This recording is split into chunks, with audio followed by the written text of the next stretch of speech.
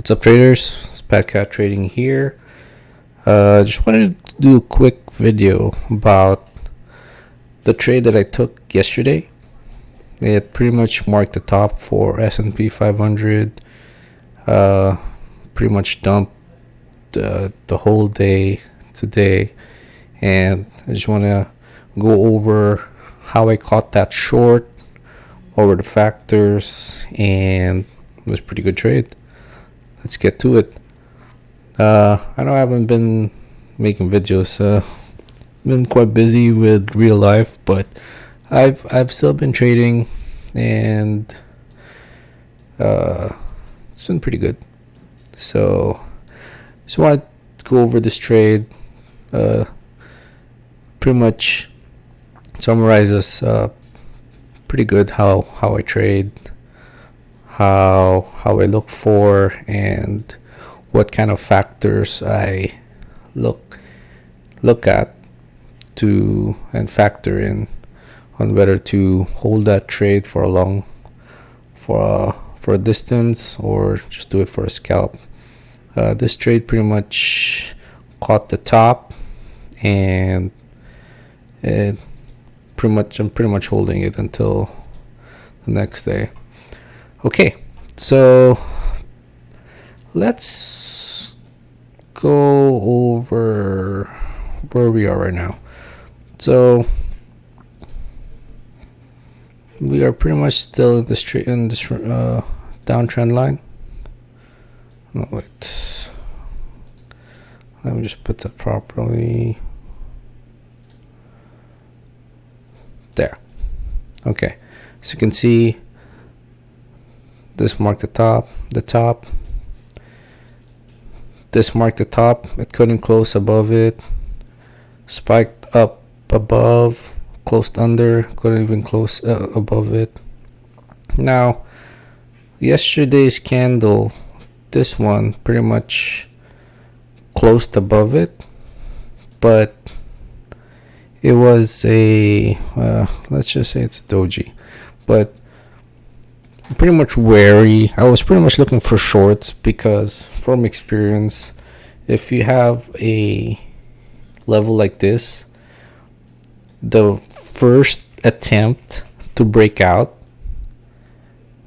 and usually fails. It pretty much, well, the idea is if the market wants to go short, it needs a lot of buy orders to fill all those shorts. So what happened here is it pretty much, since this level has been here since the last year, and we have not closed above it.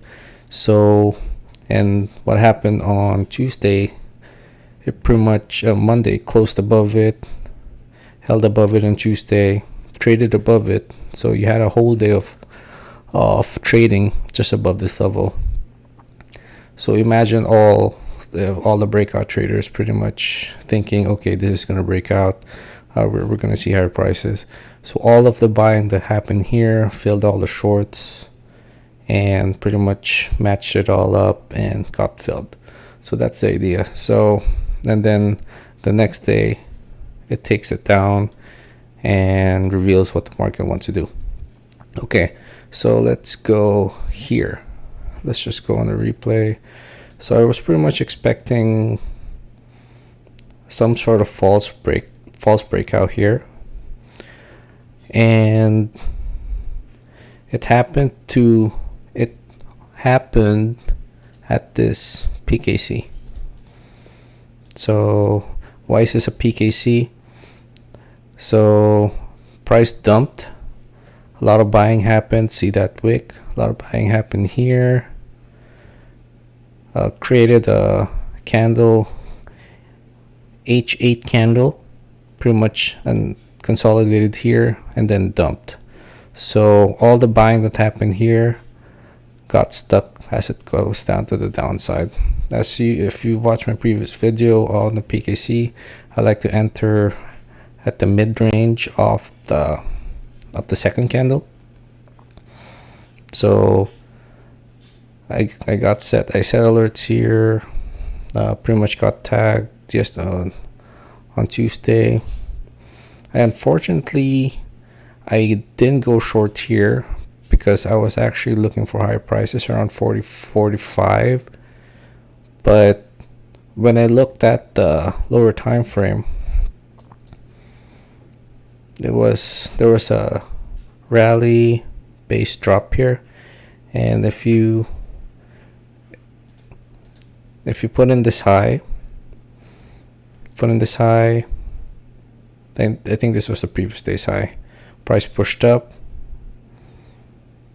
had a structure here, and then collapsed. So the people that were buying on this breakout are now trapped. Also, I like this trade because if you look at the structure, we actually have a PKC2. This is what I call a PKC2. I like marking. You mark out the candle, pushed up, held, try to push up again, then collapse. That's a PKC2. So the trade is pretty much you put a little space above, enter at the mid-range, and take it lower. So that was the trade. Also, if you look at the structure here,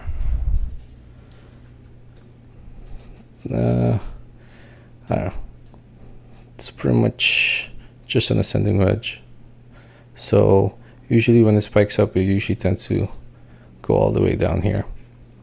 So the trade is you enter here, give a little space. I usually put 10 to 15 points as space, and pretty much target the wicks, the lows if you want. Ultimately the target is here, but the initial target, the setup was supposed to be here. Anyways, so let's go out of replay. As you can see, you can pretty much spike the top and collapse. So went to TP. That's pretty much a 7-hour trade, and unfortunately I messed up the trade with futures.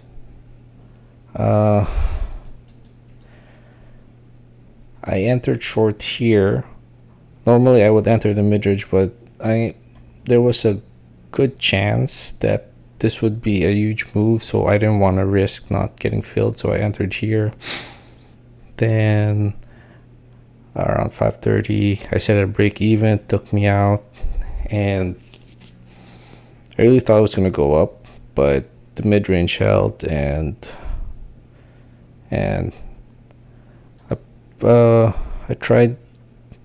I had a limit here again, and this was actually another PKC. I set a limit here,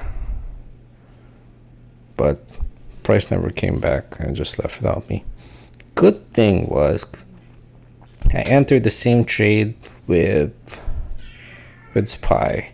SPY actually had better structure, so it's exactly the same. Exactly the same here. Oh, crap. But as you can see, SPY never broke out. So those are some of the little things that you have to take note. Sometimes ES gives a different structure than SPY. That's why I like to chart both. So if you look at SPY, it has never closed above it. Tuesday never even came close under it. Comparing to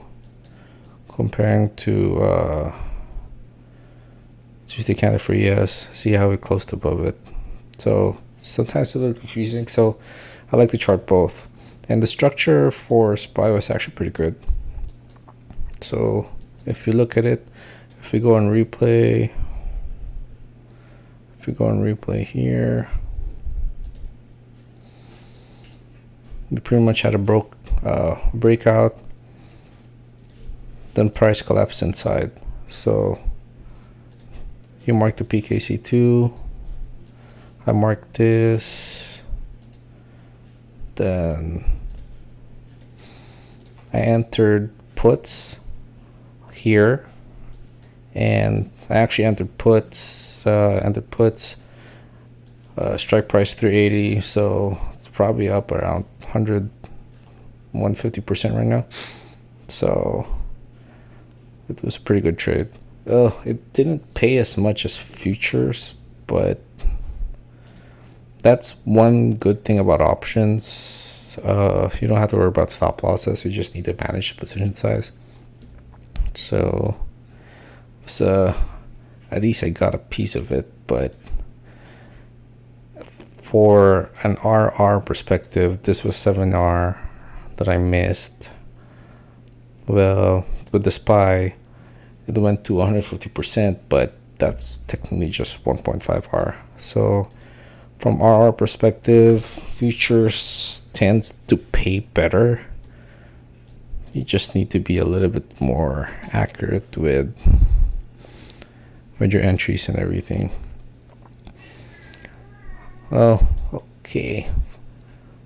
That's pretty much the trade that I want to go through. As for my forecast, there's a good chance that we pretty much will trade to 3,700, because this was, in my opinion, this was a bearish retrace. Market couldn't push down because there was too many people bearish, and if market pushed down from here, who's going to pay all those premiums? So the market pretty much had to go back up, find new buyers, and take it down.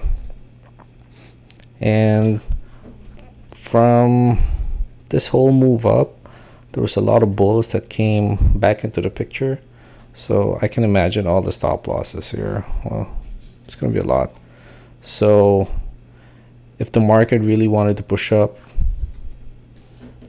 it's probably gonna do something like this. I have some sort of demand PKC. I have a demand structure here at 3,700. So if the market really wanted to push up, it's gonna take out all the stops here and push up. I also like I'm looking at Tesla here for some confluence. I really think that Tesla maybe has bottom, short-term bottom. So for trade, I'm actually looking for this to trade back down here. This is just a deviation and take it up. So if the market's going to go down here, then it's going to drag S&P 500 and NASDAQ with it. So if this was going to go down here and push up, NASDAQ, ES has to probably go down like this to take out the liquidity here and push up. It makes more sense with ES, like it fakes out here, so it can go down, takes the stops here. And since we already had a close above this downtrend line, the second tap may not hold anymore and might be the proper breakout. As you can see, Apple also maybe at a good spot.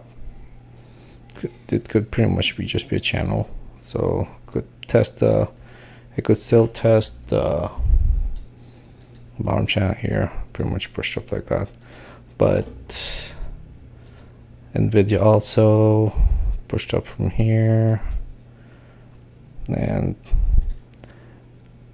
that. Okay, so that's pretty much it. Just wanted to go through that nice trade.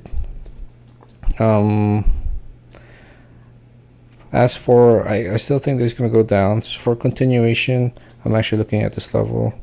So rejected, price pushed up, held as support, pushed up, now back down again. So I fully expect this to be resistance again. So some sort of move like this. Nice confluence with this resistance and the downtrend line. Take it down. Take here and ultimately here. So that's the plan. Okay. If you have any questions, just comment in the video. And good luck trading tomorrow.